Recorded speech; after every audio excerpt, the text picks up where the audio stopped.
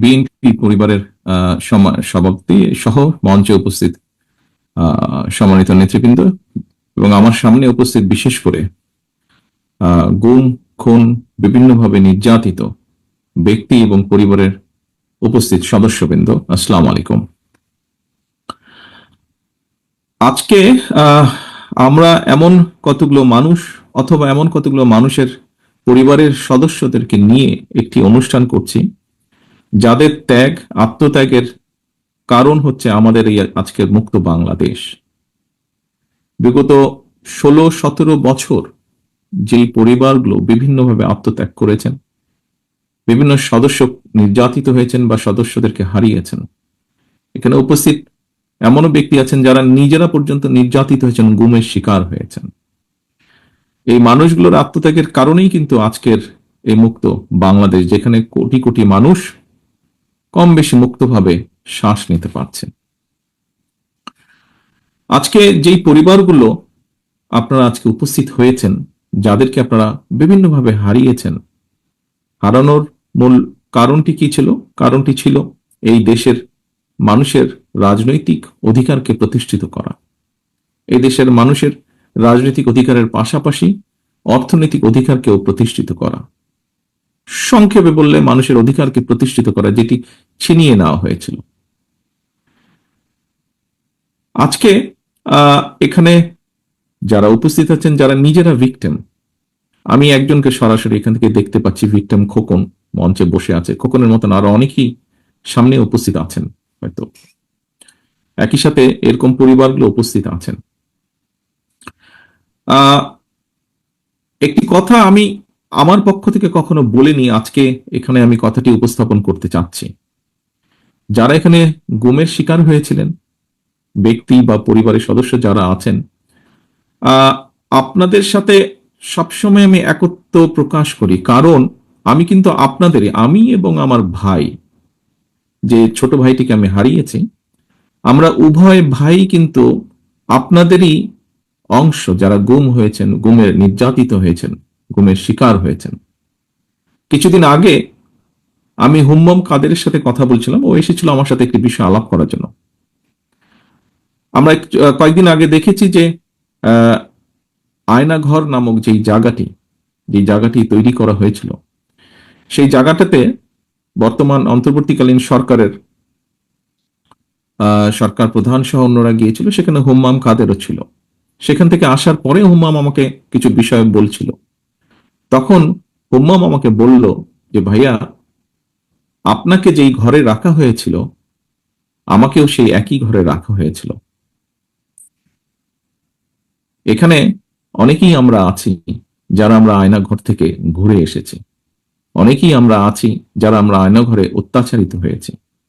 এখানে অনেকেই আছেন যাদের স্বজনেরা আয়নাঘরে গিয়েছেন, আয়নাঘরে অত্যাচারিত হয়েছেন। কেউ হয়তো ফিরে এসেছেন, কেউ হয়তো ফিরে আসেননি। একজন রাজনৈতিক কর্মী হিসাবে, একটি রাজনৈতিক দলের সদস্য হিসাবে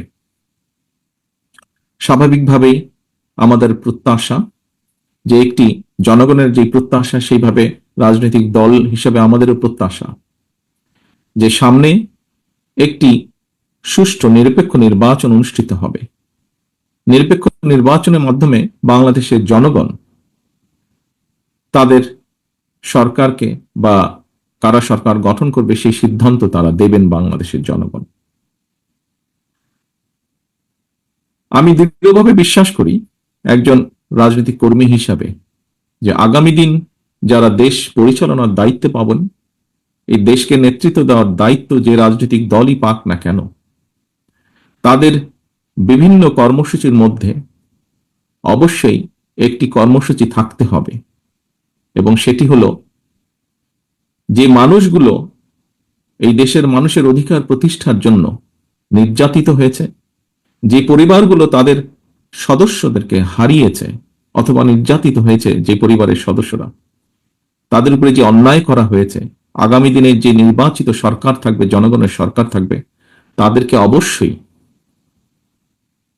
এই অন্যায়ের যে হয়েছে সেই অন্যায়ের বিচারগুলো করতে হবে। যে কোনো মূল্যে সুষ্ঠুভাবে এই বিচার হতে হবে। কারণ আমরা যদি অন্যায়ের আগামী দিনে আমরা যদি অন্যায়ের বিচারগুলো করতে না পারি, অন্যায়ের সঠিক সুষ্ঠু বিচার যদি না হয়, হয়তোবা দেশে আবারও অন্যায় সংগঠিত হতে পারে। বিচার হওয়ার মাধ্যমে যারা ক্ষতিগ্রস্ত হয়েছেন তাদেরকে ন্যায্য বিচার দেওয়ার মাধ্যমে সমগ্র দেশের কাছে, দেশের মানুষের সামনে এটি প্রতিষ্ঠিত করা খুবই জরুরি যে অন্যায়কারী অন্যায়কারী, এবং যে অন্যায় করবে, ন্যায়ের বিরুদ্ধে যে যাবে, তাদেরকে দেশের আইন অনুযায়ী অবশ্যই শাস্তির সম্মুখীন হতে হবে। আমাদের দলের অবস্থান থেকে আমরা পরিষ্কারভাবে এটি বলতে পারি যে বিএনপি বাংলাদেশ জাতীয়তাবাদী দল, তাকে যদি বাংলাদেশের মানুষ আগামী দিনে সুযোগ দেয় দেশ পরিচালনার, তাহলে অবশ্যই বিএনপির যেরকম রাজনৈতিক কর্মসূচিগুলো আছে, সেই কর্মসূচিগুলোর পাশাপাশি অবশ্যই আমাদের সর্বোচ্চ চেষ্টা থাকবে যে বিগত স্বৈরাচার বিরোধী আন্দোলনে যারা ক্ষতিগ্রস্ত হয়েছেন, বিভিন্নভাবে নির্যাতিত হয়েছেন, একই সাথে জুলাই আগস্ট মাসে যারা ক্ষতিগ্রস্ত হয়েছেন, নির্যাতিত হয়েছেন, যারা শহীদ হয়েছেন, সেই বিভিন্নভাবে যাদেরকে হত্যা করা হয়েছে, সেই হত্যাগুলোরও বিচার অবশ্যই ইনশাল্লাহ আমরা করব।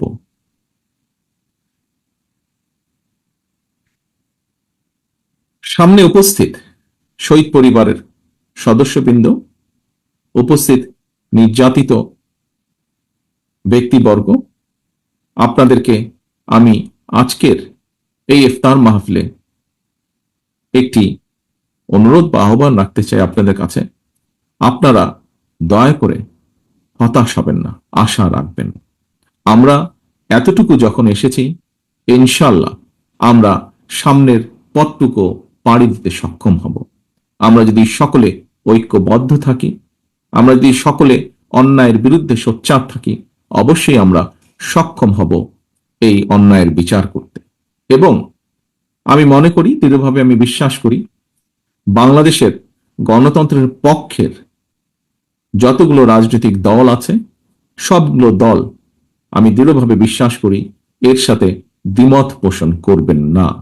সকলে নিশ্চয়ই এই যেই কয়েকটি বেসিক ব্যাপার আছে বাংলাদেশের, গণতন্ত্র, গণতন্ত্র রক্ষা, মানুষের বাক ব্যক্তি স্বাধীনতা এবং নির্যাতিত ব্যক্তিবর্গের প্রতি ন্যায় বিচার করা, এরকম যে বিষয়গুলো আছে, আমরা সকল গণতন্ত্রের পক্ষের সকল রাজনৈতিক দলগুলো আমরা নিশ্চয়ই এই ব্যাপারে ঐক্যবদ্ধ থাকব। এই ব্যাপারে নিশ্চয়ই আমাদের মধ্যে কোনো দ্বিমত থাকবে না। পরিশেষে আমি আবারও গুম খুনের শিকার নির্যাতিত ব্যক্তিবর্গ এবং যে পরিবারগুলো আছেন, পরিবারের সদস্যরা আছেন, তাদের সকলকে আন্তরিকভাবে শুভেচ্ছা জানাচ্ছি আজকে এখানে উপস্থিত হওয়ার জন্য। যারা নির্যাতিত হয়ে অসুস্থ আছেন, তাদেরকে বিভিন্নভাবে ক্ষতিগ্রস্ত হয়েছেন, তাদেরকে আল্লাহ যেন দ্রুত সুস্থতা দেন, এবং একই সাথে যাদেরকে আমরা হারিয়েছি তাদেরকে যাতে আল্লাহ বেহেশত নসিব করেন। আজকের এই ইফতার মাহফিলে আমরা আল্লাহর কাছে সেই দোয়াই চাইব।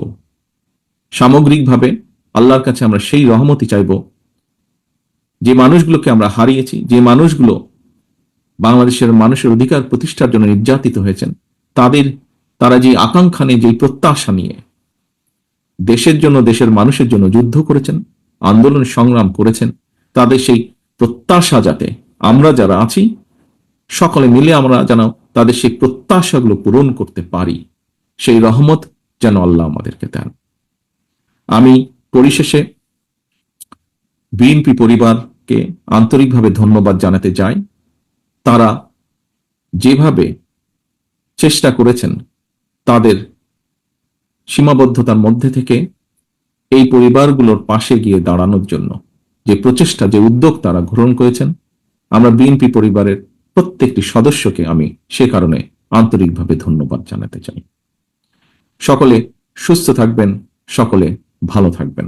আসুন আমরা মনের মধ্যে